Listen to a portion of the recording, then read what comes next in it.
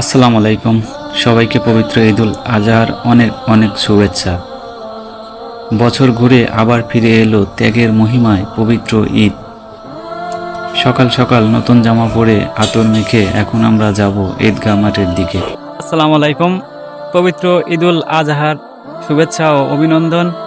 ঈদ মুবারক। শেষে পৌঁছে গেলাম আমাদের এলাকার ঈদগাহ মাঠে। দেখুন মাঠের চারপাশটা আজ কত সুন্দর লাগছে।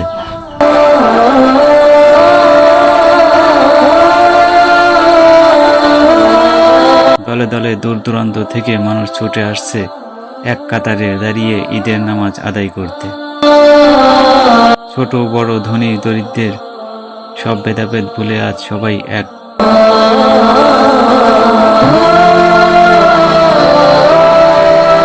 সুন্দর দৃশ্য মন ছুঁয়ে যায়।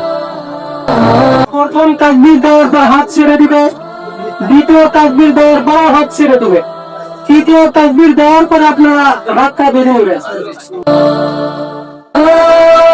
নামাজ শেষে এবার মহান আল্লাহর দরবারে দুই হাত তুলে মোনাজাতের পালা। শত মানুষের আকুল আবেদন, ক্ষমা প্রার্থনা আর চোখের পানিতে এক অন্যরকম আবেগঘন পরিবেশ তৈরি হয়েছে এখানে। নিজের জন্য, পরিবারের জন্য এবং দেশের সব মানুষের কল্যাণের জন্য আল্লাহর কাছে পানা চাওয়া। আমিন সুম্মা আমিন। মোনাজাত শেষ হতেই শুরু হয়ে গেল চিরচেনা সেই আনন্দের দৃশ্য। কুলাকুলি, একে অপরের জড়িয়ে ধরে সব রাগ, ক্ষোভ আর অভিমান ভুলে যাওয়ার এই তো আসল মুহূর্ত। ঈদের এই আনন্দ ছড়িয়ে পড়ুক সবার মাঝে। নামাজ শেষ মাঠের এক কোনায় সবার অনুভূতিগুলো একটু জানার চেষ্টা করলাম।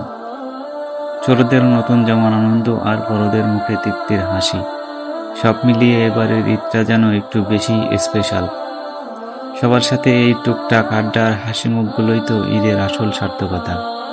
কারণ এখন ত্যাগের সেই মহান মুহূর্ত, পবিত্র কুরবানি।